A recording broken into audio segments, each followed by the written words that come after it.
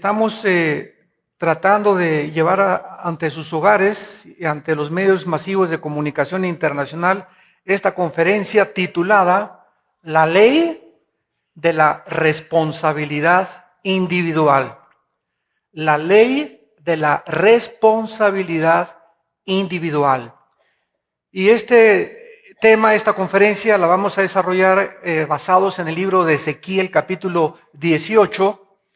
Y vamos a dar lectura a los primeros versículos.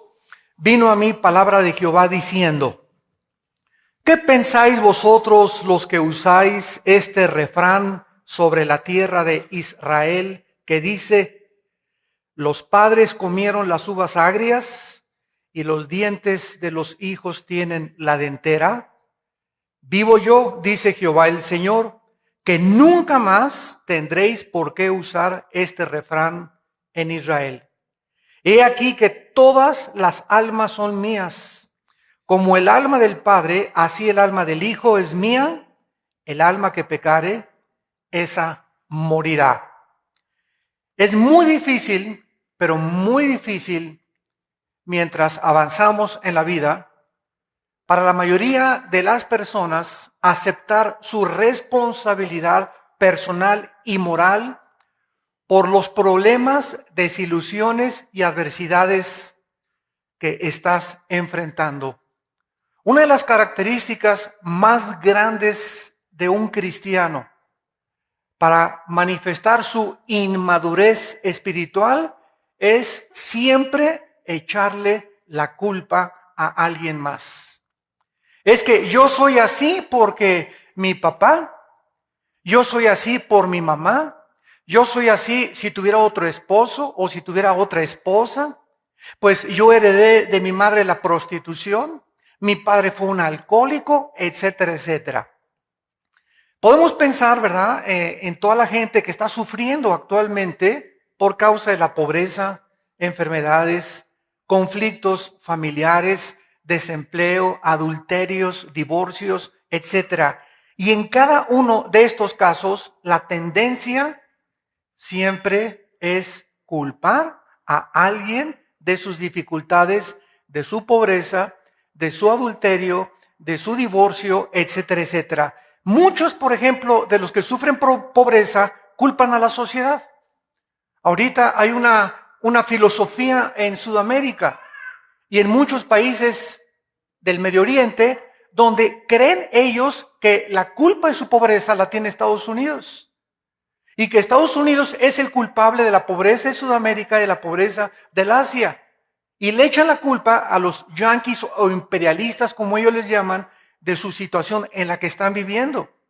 Otros, ¿verdad?, se preguntan que en lugar de preguntarse si su fracaso se debe a su falta de haber buscado tal vez una mejor educación o más perseverancia en los estudios o en el trabajo, o muchos que están en la pobreza por su avaricia,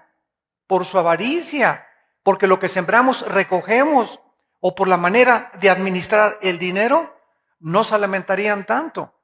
Por ejemplo, Salomón en Proverbios capítulo 10, versículo 4, dice: la mano negligente empobrece, mas la mano de los diligentes enriquece. O sea, hay una relación muy estrecha entre la flojera y la pobreza.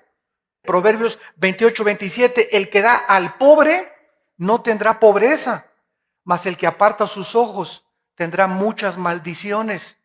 Cuando venimos a la Biblia nos encontramos que muchas personas sufren pobreza por su avaricia. Vas por la calle en tu coche y ves una viejita que tiene 70, 80 años de edad y se acerca a pedirte y le das $1 o $2. Eso es ser miserables. Le podrías dar 5 o 10 pesos a esa viejita. Tú no sabes si sus hijos la abandonaron, si su esposo la abandonó. O niñas que andan pidiendo caridad Yo no te digo que le demos a alguien que esté sano, ¿verdad? Pero a niños indigentes, paralíticos, cojos que nos encontramos continuamente. Cuando tú cierras tu corazón ante eso, o un chamaco simplemente no te está pidiendo dinero, te está diciendo que si te lava el vidrio de tu coche. Y claro que en México ya es peligroso aceptar eso, ¿verdad? Pero muchas veces nosotros cerramos el corazón y no me estés molestando, chamaco, no te está molestando. ¿Sabes una cosa? Es la forma en la que Él trata de llevar pan y tortillas en la noche a su casa. Esta actitud del corazón de nosotros hacia las personas necesitadas nos acarrea a la larga pobreza, dice Dios Todopoderoso. Muchos otros sufren enfermedades y culpan a Dios por no curarlos, en lugar de analizar sus hábitos alimenticios. Y por eso está de moda las campañas de sanidad, donde se llenan, son los lugares que más se llenan en el mundo. Miles de personas van a las campañas de sanidad para esperar que un hombre que supuestamente tiene poderes de sanidad lo sane. Y vemos cuando nosotros regresamos de esas campañas de sanidad que no se sanan ni el 5% y el 95% regresan a sus casas frustrados. Otros, Dios mío, es que me faltó fe, es que no me quieres, es que a lo mejor soy demasiado pecador, por eso no me sanaste. El 95% regresan a sus casas no sanados, porque están creyendo como en los tiempos de Jesús que debemos de buscar a Dios cuando tenemos enfermedades, cuando perdemos el empleo, cuando estamos en un divorcio, cuando perdimos a un hijo, etcétera, etcétera. Y nunca nos preguntamos por qué estamos enfermos. ¿Por las 2 Coca-Colas que te tomas diarias? ¿Por la pizza que te comas 3 veces a la semana? ¿Porque tienes la panza de Santa Claus y no quieres hacer ejercicio? ¿Porque no tomas agua todos los días? Pero eso sí, ¿verdad? Viene el sanador, sáqueme el espíritu de retortijón que tengo aquí en los intestinos, hermano. O la liberación de demonios. ¿No se imaginan ustedes la cantidad de personas que vienen a nuestras iglesias porque oyeron que nosotros sacamos demonios? Y pues aquí le traigo a mi abuelita, ¿verdad? Que está endemoniada, ya tiene 85 años de edad. Y pues aquí le traigo a mi hijo, ¿verdad? Que tiene problemas de paranoia y de esquizofrenia, y oí que ustedes sacaban demonios. Siempre estamos enfrentando las situaciones de la vida con una inmadurez, ¿verdad? Que no podemos entender que muchas situaciones se deben a nuestro propio pecado, a la forma de comer, a la forma de administrar el dinero, a la forma en la que nosotros tenemos una actitud negativa ante la vida. Y muchos enfrentan conflictos familiares, culpan siempre a la pareja. Viene una pareja, hermano, vengo mi esposo, no, mire, antes de que culpe a su esposo, yo les digo a los pastores, hay una ley de la consejería. Siempre preguntémosle a la gente, antes que cualquier cosa, ¿usted cómo se encuentra ante Dios? No que mi esposo, vamos a llegar a su esposo a un lado, ¿usted cómo se encuentra ante Dios? Es que usted no sabe que mi esposa, ¿verdad? Bueno, ¿y tú cómo te encuentras ante Dios? Es que mire, le traigo a mi hijo porque es un rebelde. Bueno, vamos a hacer a un lado, os digo, usted como padre y como madre, ¿cómo se encuentran ante Dios? ¿Qué ejemplo le ha dado usted a su hijo antes de culparlo y de querer que Dios ayude a su hijo? ¿Se dan cuenta? Siempre estamos buscando a alguien, nunca nos enfocamos en nosotros, en que nosotros somos lo que somos hoy en esta mañana, porque nosotros así lo hemos escogido. Tú en esta mañana decidiste levantarte con cara de cocodrilo. Y si tú en esta mañana veo mucho, ¿verdad? Así, encarrados, es porque así escogiste esta mañana levantarte. Me voy a levantar enojado, pues levántate enojado. Y quiero llegar a la iglesia, así, pues así llega a la iglesia. Así escogiste mirar, sin darte cuenta que esa actitud así de odio y de desconfianza ante la gente te enferma. Y te cierra puertas y la gracia de Dios también. Porque si quieres buscar trabajo, ¿a quién le va a dar trabajo con esa cara que tienes? Pareces que tienes cara de delincuente, ¿no? Entonces tú esta mañana escogiste y dijiste levantarte, me voy a levantar. Hay muchos problemas, pero escojo levantarme contento. Escojo levantarme con una actitud de optimismo, de que ayer estuvieron mal las cosas, hoy van a salir bien. Todos tenemos en esta mañana la cara que tenemos porque escogimos hoy en la mañana levantarnos con esa cara. Somos responsables de nuestras actitudes ante la sociedad y ante Dios. Toda esta irresponsabilidad de nuestras acciones provienen desde el principio de la creación, desde Adán y de Eva. cuando Dios le dice a Adán, ven para acá, Adán, ¿qué hiciste? La vieja que me diste. Fue lo primero en Génesis 3, del 11 al 12, que Adán le contestó a Dios. Aquí está esta señora diciéndole, tú me la diste, o sea, si no me lo hubieras dado, yo no hubiera comido del fruto prohibido. Desde ese momento comenzó a extenderse y a proyectarse por toda la historia de la humanidad la evasión de la responsabilidad individual. Siempre tenemos la tendencia de seguir culpando a alguien o a algo. Desde entonces y en los últimos 2 siglos se ha querido victimizar a los criminales. No es que Lee Harvey Oswald, el que asesinó en 1960 allá en esa década al presidente John F. Kennedy, era un huérfano y estuvo en 3 orfanatorios, lo adoptaron 3 familias y entonces creció y se convirtió en un delincuente juvenil y dados sus antecedentes, pues si no lo hubieran matado, lo hubieran mandado a un hospital psiquiátrico. Pues el muchacho que acaba de matar allá en Colorado en un cine a tantas personas, pues es que es una persona que no está en sus 5 sentidos, tenemos que instalarla o recluirla en un hospital psiquiátrico. Y se trata a los criminales ahora, en los siglos que vivimos, de declararlos no culpables de sus acciones, sino víctimas de su medio ambiente y de las circunstancias, cuando ante Dios no existe eso. Si ese muchacho llegó a la esquizofrenia o a la psicosis a la que ha llegado, es porque él escogió serlo así. Y llegó un momento en que los demonios entran a tu vida y agravan el estado mental en que tú te encuentras. Pero no se puede de ninguna manera victimizar a las personas. Es que él es homosexual porque lo violaron. Claro que el 70% de los homosexuales tienen un antecedente de violación cuando eran niños. Pero sin embargo también existe la gracia de Dios y tú no tienes por eso que ser homosexual o lesbiana tampoco. Es que se divorció porque el marido no la hacía feliz. Tú no te casaste para que la otra persona te hiciera feliz. Tú te casaste para tú hacer feliz a la otra persona. Y si tú te casas esperando que la otra persona te haga feliz, ¿sabes una cosa? No hay nadie en la vida que nos haga felices más que Dios. Estás poniendo tus ojos en un objeto, en una persona equivocada. Esto en la Biblia se llama idolatría. Creer que alguien o algo o el dinero nos puede dar lo que Dios nos da. O que vas a poder tener una vida más satisfactoria cuando la recibes de alguien. Esa es la inmadurez y la evasión de la responsabilidad individual.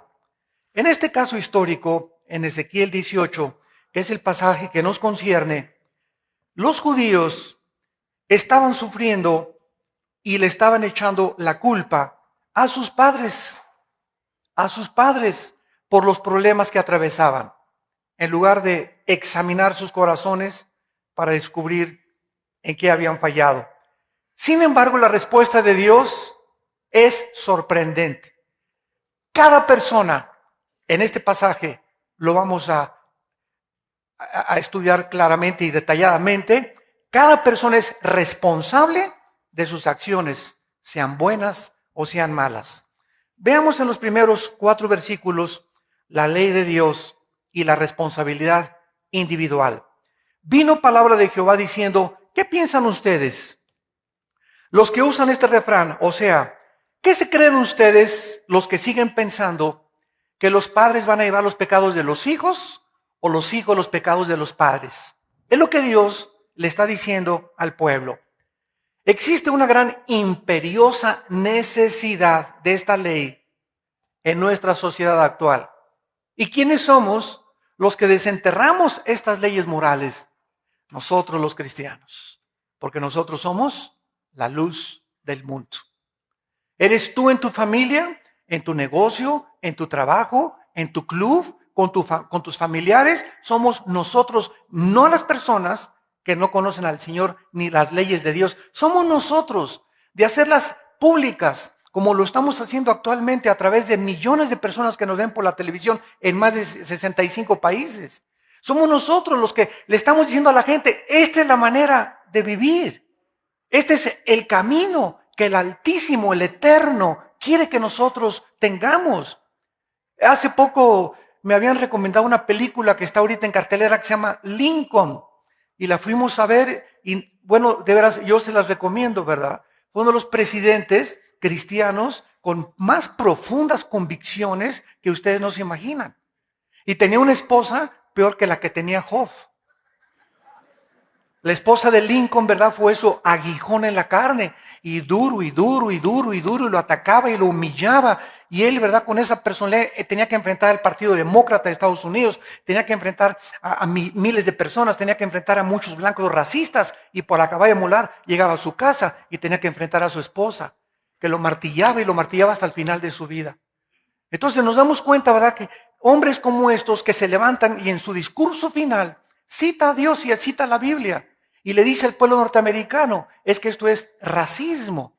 Tenemos que abolir la esclavitud. Pero todos los ricos y los blancos que querían tener a los negros como esclavos iban en contra de sus intereses. Si se legislaba esta ley o la treceava enmienda, que fue la que abolió y emancipó a los negros en Estados Unidos. Pero nos vemos a través de todos estos personajes de la historia que ya no hay Abrahames Lincolns en la historia del mundo. Ya no hay presidentes, ya no hay líderes que tengan esas convicciones de vivir bajo las leyes morales del Dios que hizo las leyes para nosotros, para nuestro bienestar y nuestras familias y para sanar nuestra tierra. ¿Y quiénes vamos a proclamar este mensaje? Nosotros, la iglesia de Jesucristo. Ezequiel vivió entre los exiliados de Babilonia y porque estaban preguntándole que Dios los había abandonado. Casi al mismo tiempo, ¿verdad? Casi todos los profetas contemporáneos de Ezequiel se preguntaban lo mismo. Y vemos que había un famoso refrán, que es en el versículo 2. Los padres comieron las uvas agrias y los dientes de los hijos tienen la dentera. El punto de este mensaje era que los hijos sufrían por causa de los pecados de los papás. En otras palabras, los judíos en tiempos de Ezequiel le estaban echando la culpa a las otras generaciones anteriores de estar cautivos en Babilonia. Rehusaban aceptar la responsabilidad que ellos tenían ante Dios de sus problemas. No querían aceptar la realidad que eran sus propios pecados los que habían causado la situación en la que estaba viviendo. Aparentemente, ellos estaban basando este refrán en Éxodo capítulo 34, donde el versículo 7 se había escrito en la ley. Éxodo 34, 7. El Dios que guarda misericordia a millares, que perdona la iniquidad, la rebelión y el pecado, y que de ningún modo tendrá por inocente al malvado. Escuchen, que visita la iniquidad de los padres sobre los hijos. Estaba escrito que Dios visitaba la maldad de los padres sobre los hijos y sobre los hijos de los hijos hasta la tercera y cuarta generación. Muy bien, los judíos tomaron este versículo o esta ley para echarle la culpa a los padres. No, es que tú, Señor, nos estás diciendo que los pecados que tenemos nosotros provienen de mis bisabuelos.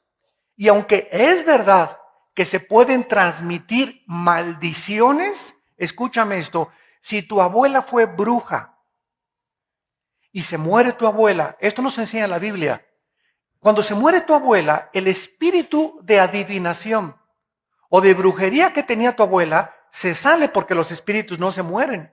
Y entonces tu abuela tuvo 3 hijas. Entonces ese espíritu se va a seguir perpetuando en los familiares. En el hebreo es la palabra O, B chica de Víctor, Of, que es espíritu familiar o de adivinación. Entonces se mete el espíritu en una de las 3 hijas de tu abuela.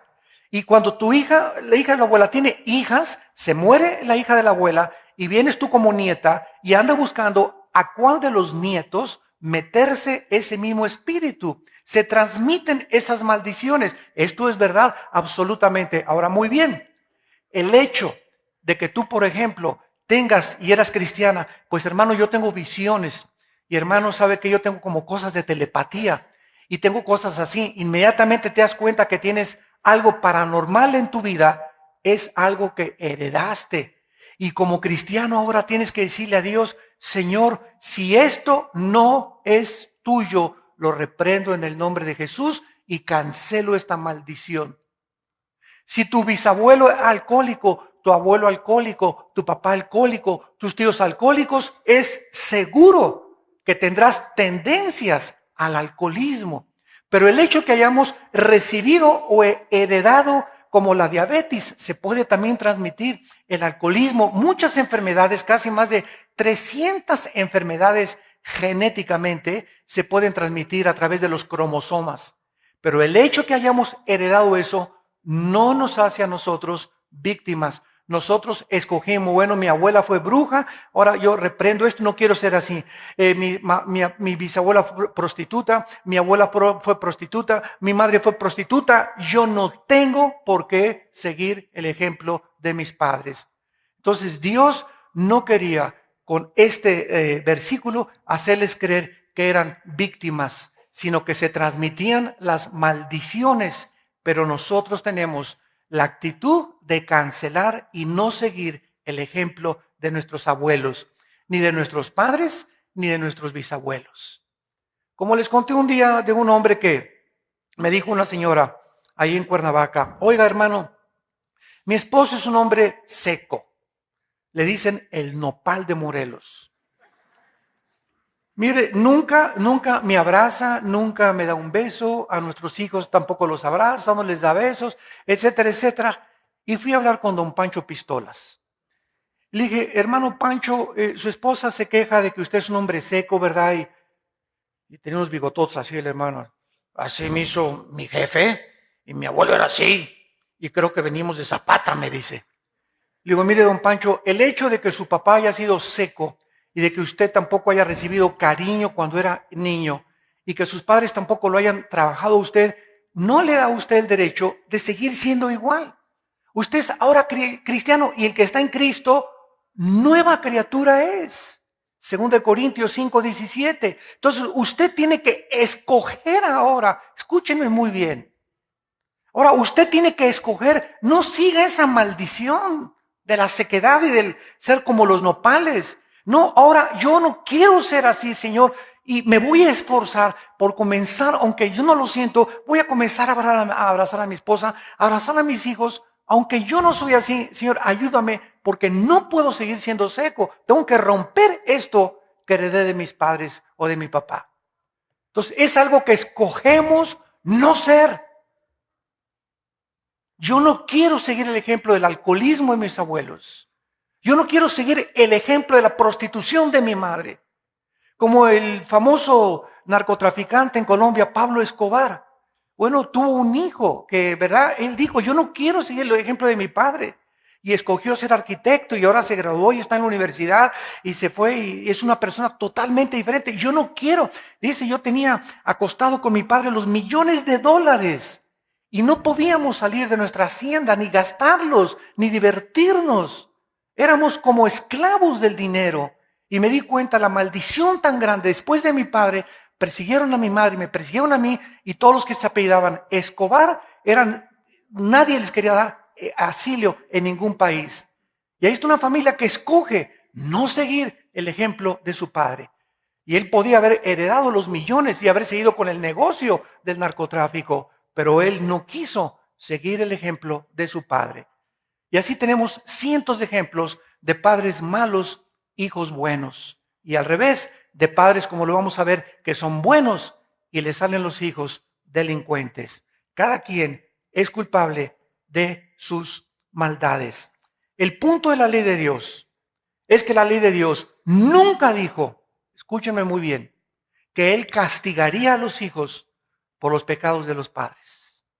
Dijo que se transmitían los pecados, pero Él no te va a culpar. Nunca Dios nos va a culpar por algo que nuestros padres hicieron. Jamás. Por algo que tu esposa hizo, por algo que tu esposo hizo. Cuando Dios nos castigue, nos va a castigar por lo que hicimos nosotros. Si Dios me castigara, me disciplinara o me corrigiera por algo que yo no hice, sería un Dios totalmente injusto. Ahora ve la respuesta de Dios en Ezequiel 18, del 3 al 4. Vivo yo, dice Jehová el Señor, que nunca más tengan por qué usar este refrán. O sea, pervirtieron mi palabra. No es eso lo que yo les quería decir. He aquí que todas las almas son mías, como el alma del Padre, así el alma del Hijo es mía. El alma que pecare, esa morirá. La respuesta de Dios fue una fuerte reprensión, porque Él hace un juramento de que ya no vuelvan a usar jamás ese refrán. El pueblo tenía que borrar ahora de sus mentes esta falsa creencia y sacarlo de la sociedad por dos razones. Número uno, todas las almas son de Dios. Él es el creador y todos somos importantes a los ojos de Dios. Delante de Dios no hay favoritismos o parcialidad. Dios no tiene consentidos. Cuídate cuando algún día el diablo se acerque y te diga, tú eres especial. No es que yo tengo dones que nadie tiene. Yo creo que Dios se fija en mí porque no sé pero yo tengo algo especial por lo cual Dios se ha fijado más que cualquier otra persona. El diablo trata de hacernos especiales y Dios no tiene especiales. Dios nos ama a todos por igual. Dios no tiene favoritismos. La gracia de Dios se extiende de igual manera a todas las personas. De otra manera, Dios no podría ser un Dios parcial, imparcial. En segundo lugar, toda alma es enteramente responsable de su conducta delante de Él. El alma que peque, no el papá, no la mamá, no tu tío, no, tú. Tus pecados son los que te van a hacer culpables de que algún día tú puedas tener la condenación eterna o el perdón de tus pecados. Nunca Dios nos condenará por pecados que nosotros no hemos cometido. ¿A qué se refiere eso de el alma que pecare morirá? No solamente se refiere a la muerte física, porque todos tenemos que morir, ¿verdad? Los buenos y los malos, no hay acepción de personas. Se refiere a la ley de la responsabilidad moral individual del pecado, porque nadie será juzgado por los pecados que los demás cometieron. Entonces, si tú eres una persona, ay hermano, soy tan infeliz, ay, estoy tan triste hermano, y frustrado y todo, ¿por qué? Por mi esposo. Imagínate nada más, una persona te ha robado tu felicidad, te ha robado tu buena actitud hacia la vida, ha cambiado tu corazón cuando no tienes tú por qué. Si tu esposo es un cocodrilo y tu esposo le dicen el tlacuache de la avenida Cuauhtémoc, tú no tienes por qué ser así, ni tienes que aceptar que te robe tu felicidad. Tú estás escogiendo. Tú estás escogiendo eso. Es que mi hijo hace 5 años se fue, yo fui una buena madre, y ahora anda en la prostitución o anda en las drogas, mi hijo, y tienes ya 3 o 5 años enferma, triste, desilusionada por tu hijo. Son los pecados de tu hijo. Él tiene mayor de 21 años. Entrégalo a las manos de Dios. Que tu hijo y el pecado que tu hijo ha escogido no afecte tu vida y tu relación con Dios. Ya es grande mi hijo, ya escogió ese camino. No voy a atormentarme ni lo voy a cambiar con mi tristeza y con mis lloros. Dios, tú eres un Dios poderoso, yo ya lo eduqué y está en tus manos. A lo mejor lo eduqué bien, a lo mejor lo eduqué mal. Si lo eduqué mal, gracias a Dios soy cristiano, ya me perdonaste en la cruz, ya no tengo por qué ser condenado por ese maltrato. Ahora mi hijo está en tus manos y él jamás me podrá echar la culpa que es así por lo como yo lo eduqué. Porque si él es así, aunque yo lo he educado mal, él es responsable delante de Dios. Él ha pecado, él morirá delante de Dios. Esto nos da a nosotros alivio y descanso. Y nos damos cuenta que estamos ante un Dios absolutamente justo. No es justo que tú no seas feliz por los pecados de tus hijos. Está bien que ores por ellos. Y nos entristece sobremanera. Yo tengo hijos también grandes. Nos entristece cuando se apartan del Señor, pero no podemos nosotros obligarlos a cambiar. Ni con mi tristeza, ni con mi desilusión, menos enojarme contra Dios. Al contrario, Señor, sigo orando por ellos. Yo te quiero seguir sirviendo. Yo quiero vivir en paz. Porque a lo mejor va a afectar hasta mi matrimonio, va a afectar mis relaciones con las demás personas, por algo de lo cual yo no soy culpable. Los pecados de mis hijos, ellos van a pagar por ellos. Me va a dar tristeza, pero cuando nos muramos y estemos en el cielo, si alguno de mis hijos se va al infierno, yo ya no tengo la culpable. Él está en el infierno porque él pecó. Dios, cuando yo llegue al cielo, no va a decir, tienes un hijo, hermano, en el infierno por tus pecados. Jamás Dios hará eso con ninguno de nosotros. Entonces las almas que pequen van a morir. Y si está en el infierno tu hijo, cuando tú te mueras, cuando estemos en el cielo, no nos vamos a volver jamás a acordar de ellos. O si tu esposo, o si tu esposa, o si tu hermano, o tu hermana, o tus papás. El alma que peque morirá. Y en la otra vida no podremos jamás recordar que nosotros fuimos culpables de ninguna cosa de ellos. Cualquier persona es así porque ha escogido ser así. Muy bien. Veamos ahora a continuación los ejemplos que Dios nos da. Versículo del 5 al 8, Ezequiel 18. El hombre que fuere justo, qué preciosa es la palabra de Dios. Ahora veamos este ejemplo. El hombre que fuere justo e hiciere según el derecho y la justicia, que no comiere sobre los montes, ni alzare sus ojos a los ídolos de la casa de Israel, ni violare la mujer de su prójimo, ni se llegare a la mujer menstruosa, ni oprimiere a ninguno, que al deudor devolviere su prenda, que no cometiere robo, y que diere su pan al hambriento y cubriere al desnudo con vestido, que no prestare a interés ni tomare usura, que de la maldad retrajere su mano, e hiciere juicio verdadero entre hombre y hombre, en mis ordenanzas caminare y guardare mis decretos para hacer rectamente, este es justo, este vivirá, dice el Señor. En este pasaje vamos a encontrar varios ejemplos de la manera que el juicio de Dios está basado en la conducta y responsabilidad individual de cada uno de nosotros. Veamos el creyente justo, la persona que realmente es justa, la persona que realmente confía en el Señor, la persona que realmente es un creyente verdadero, como dice 1 Juan, el que anda en luz. Dios es luz, y si tú andas en tinieblas, eres un mentiroso. O sea, de aquí dice Dios quién es y quién no es. En primer lugar vemos el que no está involucrado en la idolatría, que no alzare sus ojos a los ídolos. La idolatría, cualquier cosa que robe nuestro corazón de Dios. 2, que no esté involucrado en la inmoralidad, ni violare la mujer de su prójimo. Aquí está el adulterio, la fornicación, la homosexualidad, el bestialismo y el no tener relaciones con tu esposa durante el ciclo menstrual. Delante de Dios es pecado. Número 3, no oprimir a la gente, no explota a sus trabajadores. Un cristiano no puede explotar a sus trabajadores, no menosprecia a los pobres, no abusa de su mujer, ni abusa de sus hijos. El que al deudor devolviere su prenda, que no cometiere robo, quitarle a otro su mujer, quitarle a otro su novia, quitarle a otro su novio. No pagar deudas es robar. No dar tus diezmos es robar. Hacerte tonto al trabajar es robar. Entonces Dios condena el robo en todas sus manifestaciones. Y que se preocupare por los necesitados, que diere su pan al hambriento y cubriera al desnudo. Es una persona, la justa, centrada en sí misma, sensible y misericordioso, compasivo de los necesitados. El dinero que Dios nos dio es para compartirlo con los demás. Y si tú tienes de más, piensa a quién puedes ayudar.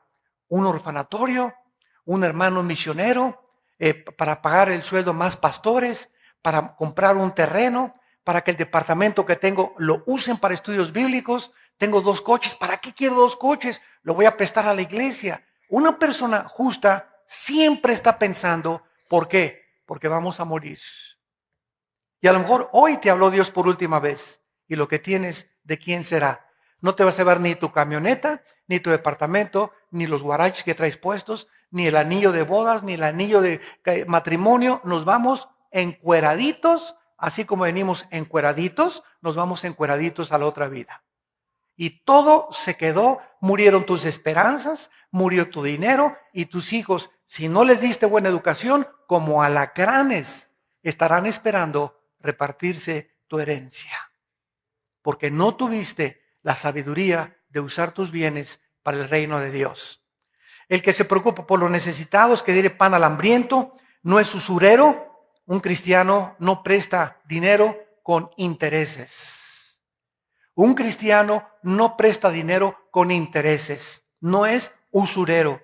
Tú necesitas dinero, págame cuando puedas. Y si te quieres aprovechar de mí y no me pagas, te las arreglas con mi patrón ahí arriba. Pero yo te presto el dinero porque lo necesitas, no porque quiera yo tener un interés tuyo y que me reditúes algo que me va a beneficiar. Te lo presto porque yo también he padecido necesidad. Yo he sido pobre otras veces en la vida y entiendo lo que es padecer necesidad. Y de la maldad retrajer su mano. Un cristiano no alberga maldad en el corazón, no mantiene malos pensamientos para hacerle daño a nadie, no hiere la reputación de nadie. No estás sentado ahí pensando, ese predicador, ¿qué se cree? Ese hombre, yo podría ser mejor, etcétera, etcétera. Siempre están pensando en lastimar con sus pensamientos a otras personas, porque en tus pensamientos hay un corazón equivocado. No es un corazón que ama verdaderamente a Dios. No hace acepción de personas e hiciere juicio verdadero entre hombre y hombre. Un cristiano no da preferencia a los ricos e influyentes. No es racista. Un cristiano no puede ser racista. No alaba al malo para condenar al justo. Un cristiano es equitativo en todas las cosas que él hace. Y finalmente, guarda los mandamientos de Dios. A mis ordenanzas caminaré. Cuando Dios ve esta clase de personas, ¿qué dice Dios? Vivirás. Ahora, ¿qué te está diciendo Dios? Esta persona va a vivir. Todos vamos a vivir, buenos y malos. Pero ¿qué está diciendo Dios con ya morir? Ya vimos que no vas a morir por los pecados de tus hermanos, de tus hijos ni de tus papás. Vas a vivir una vida en abundancia. Yo he venido para que tengan vida, dijo Jesús. Oye, todos estamos vivos, pero una vida en abundancia. ¿Qué diferencia hay entre vivir normalmente, como todos vivimos, y una vida en abundancia? Bueno, la persona que vive normalmente se levanta y trabaja como burro, duerme como oso, vive como caballo, come como vaca y duerme como oso invernando en polar. O sea, te levantas, comes, desayunas, cenas, te acuestas. Te levantas, comes y tu vida es un ciclo, siempre buscando o hacer más dinero, o hacer esto, o hacer aquello, y de repente, ¡pum!, viene la muerte a tu vida. Naciste de las tinieblas, viviste en tinieblas y vivirás eternamente en tinieblas. O sea, ¿qué fue tu vida? El dinero que tenías, como el que hablábamos del ejemplo de este famoso narco en Colombia, ¿verdad? ¿Qué fue tu vida? Te vas a descubrir que nunca disfrutaste tu dinero. Nunca disfrutaste el jardín de tu casa, los pajaritos de tu jardín, tus nietos, tus hijos, tu colchón, tus vacaciones en Acapulco, tus seminarios. Todo te pasó por acá y por allá. No admiraste la belleza de Dios. No admiraste lo más precioso que Dios nos ha dado, que es la familia. El tesoro más grande que Dios nos ha dado es la familia. Y no disfrutaste nada, porque dice Eclesiastés capítulo 6 del 1 al 2.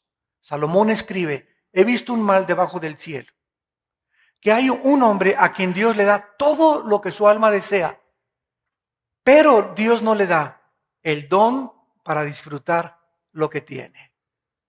Una cosa es que tengas y otra cosa es que disfrutes lo que tengas. Porque si no tienes a Dios, no puedes nunca disfrutar de nada de lo que tienes en la vida. Entonces, esto es lo que significa vivirá. Esta es una vida en abundancia. A lo mejor no tengo mucho dinero, pero cómo disfruto a mis nietos, a mis hijos, mi casa, el arbolito, los totopitos con frijoles que desayuné hoy, los tamalitos que me desayuné hoy, cómo disfruto mi paseo en Chapultepec, disfruto a mi familia, amanezco contento, alabando a Dios y a lo mejor me muero hoy. Pero viví contento, viví alabando a Dios, seguro, tranquilo, confiando en que Dios está a control de mi vida, de mi familia, todo, etcétera, etcétera. Esa es la vida que Dios quiere darnos en abundancia. De otra manera, si tienes todo y no tienes a Dios, eres una pobre criatura desventurada, miserable y desnuda y ciega. Apocalipsis 3, del 15 en adelante, la iglesia de la Odisea. Y si no tienes nada y tienes a Dios, lo tienes todo. Porque es la presencia de Dios en nuestra vida la que nos hace vivir en abundancia. Dice Filipenses 4, del 13 en adelante, he aprendido, dice Pablo, a vivir sin nada. He aprendido a vivir con mucho. Todo lo puedo en Cristo que me fortalece. ¿Qué nos quiere decir Pablo con este mensaje? Que requiere aprendizaje ser pobre. Que no es verdad que el ser pobre te va a hacer infeliz. Hay millones de pobres inmensamente más felices que multimillonarios en el mundo. Pero hemos asociado que no, la felicidad solamente se encuentra con tener. Y Jesús dijo, la vida del hombre no consiste en la abundancia de los bienes que posee, sino en la relación que tengamos con el Hijo de Dios. Ahora veamos al hijo malo de un justo, Ezequiel 18, del 10 al 13.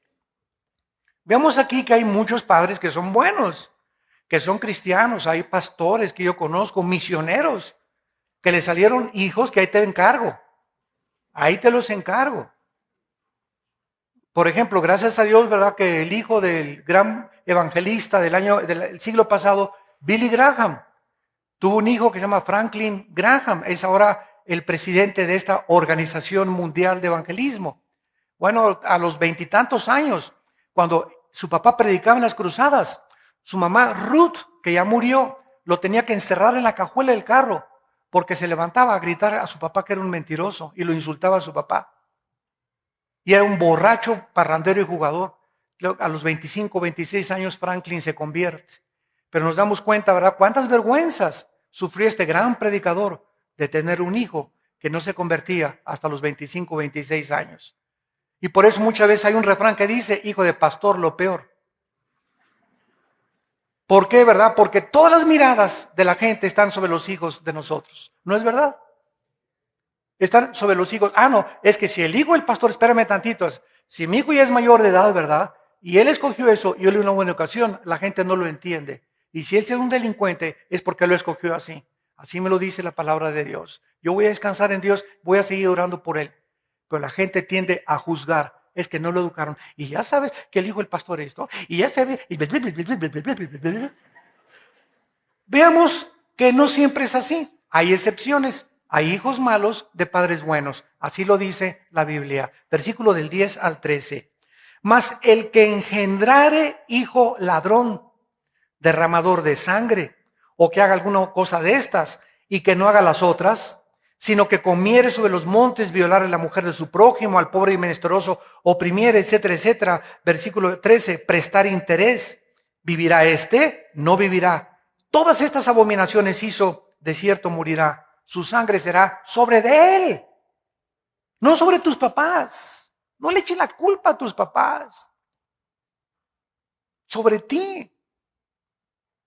No, pues es que mi papá decía que era cristiano, era un hipócrita. Ok, eso es tu problema de tu papá. Pero tú, si él era un hipócrita, pues tú no lo seas. Es que yo no he visto buen ejemplo en mi casa. Ok, pero tú ya no continúes ni perpetúes eso con tus hijos. No tuviste buen ejemplo en tu casa, ahora tú sé un buen ejemplo para tus hijos, para las otras generaciones. Somos responsables delante de Dios. Ya deja, por el amor de Dios, madura de no culpar. No te atrevas hoy en la tarde a salir por esa puerta y seguir culpando a alguien de cómo eres. Porque eres responsable, y yo también, de lo que nosotros hemos hecho y escogido en esta vida. El veredicto es muy claro, no vivirá. Esta persona es doblemente culpable por haber tenido padres justos, rectos, piadosos y honrados delante de Dios. Sin embargo, este hijo, a pesar de tener los padres que tiene, voluntariamente escoge el camino equivocado y deliberadamente se entrega a la perdición. Ahora veamos otro ejemplo, un hijo justo de padres malos. ¿Cuántos ejemplos yo conozco de estos? Antes de leer del 14 al 17, yo tengo unos discípulos, ¿verdad?, que vivieron mucho tiempo en Querétaro y su papá los abandonó cuando tenían 4 o 5 años de edad. Su papá le daba unas golpizas tremendas a la mamá. Eran 2 hermanos, se llevaban como 2 años de diferencia. Y luego la mamá, ¿verdad?, los educó, etcétera, los sacó adelante. Y estos muchachos se convirtieron de jóvenes y su papá los seguía agrediendo y seguía insultando a su mamá cuando eran jóvenes, etcétera, etcétera. Y a veces llegaba borracho a su casa y ellos se juntaron un día y oraron: Padre, en el nombre de Jesús, perdonamos a nuestro papá, bendecimos a nuestro papá, pero escogemos el camino de la verdad, de la justicia y de la santidad. Hijos de padres de lo peor.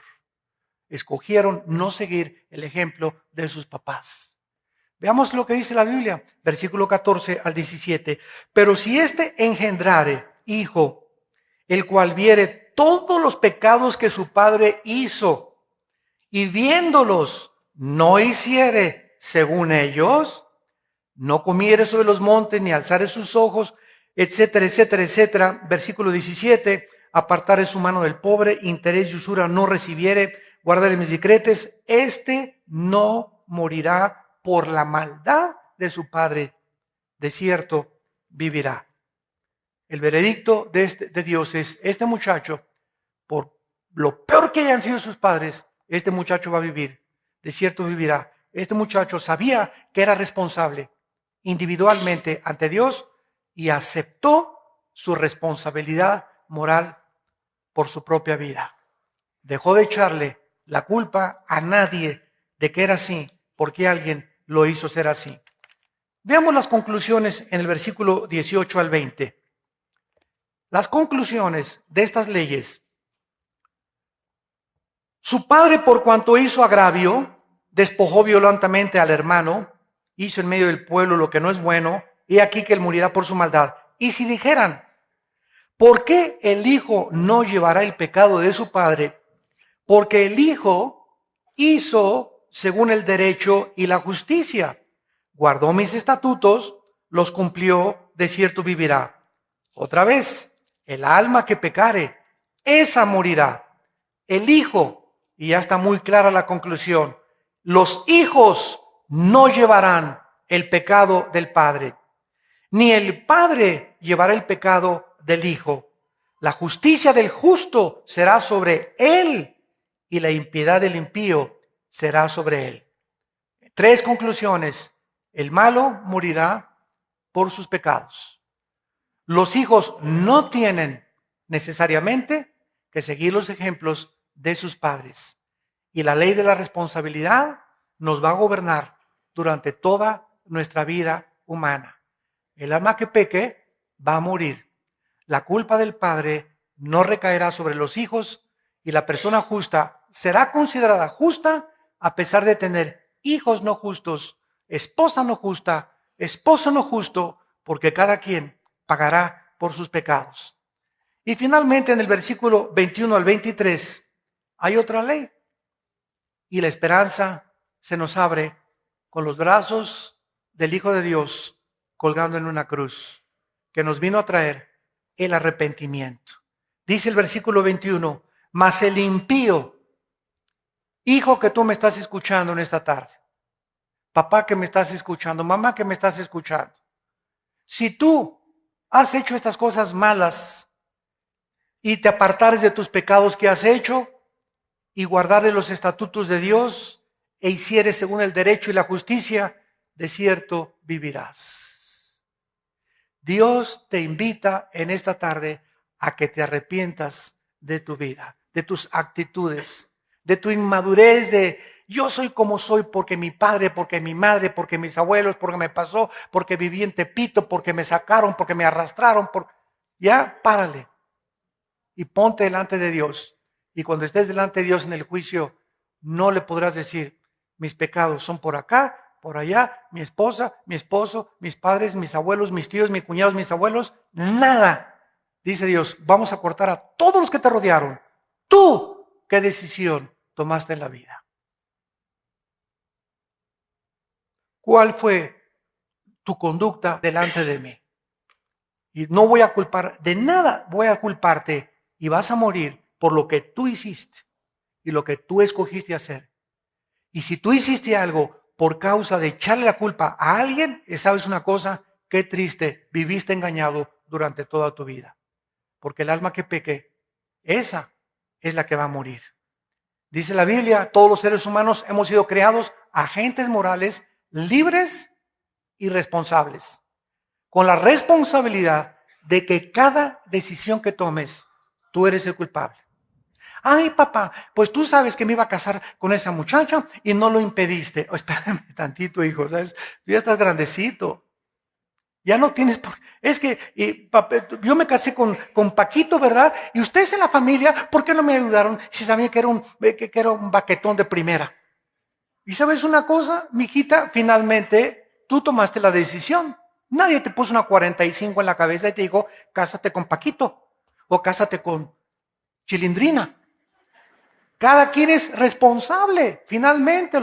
Vienen las ovejas y, mira, Carmelita, pastor, le presento a mi novio, mira, te aconsejo, mira, tiene cara de gavilán, tiene ojos de búho. No te cases con él, espérate, pasa, y se casan. Es tu decisión, nosotros no podemos decirle, cásate o no cásate. Te doy mi opinión, mi consejo es que te esperes, que tengas paciencia, porque no se ve muy aprobado el muchacho. Pero si tú te cansas, es tu decisión. Yo no te voy a correr de la iglesia. Te vamos a seguir amando, pero las consecuencias, si te sale gavilán pollero, tú las vas a pagar. No le eches la culpa tampoco a tus pastores. Porque seguir culpando a alguien es un símbolo, un síntoma de madurez espiritual muy profundo. Y finalmente dice Dios en el versículo 23, quiero yo la muerte del impío, dice Jehová el Señor, ¿no vivirás si se apartare sus caminos? Dios no quiere que sigas viviendo como estás viviendo. Porque de tal manera amó Dios al mundo que dio a su Hijo unigénito, para que cualquiera de ustedes que en Él crea no se pierda, mas tenga la vida eterna. Mas Dios muestra su amor para con nosotros en que siendo aún pecadores, Cristo pagó nuestros pecados. Y yo me veo delante de Dios y le digo a Dios, qué gran pecador fui yo antes de conocerte, Señor. Qué grandes pecados cometí antes de conocerte, Señor. Y las manos extendidas de tu Hijo en la cruz me hablan de la misericordia que tuviste para mi vida, que ahora yo debo de proyectar a los demás y tratar de vivir conforme a tus leyes morales, porque quiero ser aceptado en tu reino y quiero que en esta vida me vaya bien. Dice el versículo 32, 31, 32, echa de ti tus transgresiones con que has pecado. Hazte un corazón nuevo y un espíritu nuevo, porque morirás, dice el Señor. Si tú te vas al infierno, no habrá nadie en el infierno que pueda decir que Dios no lo amó.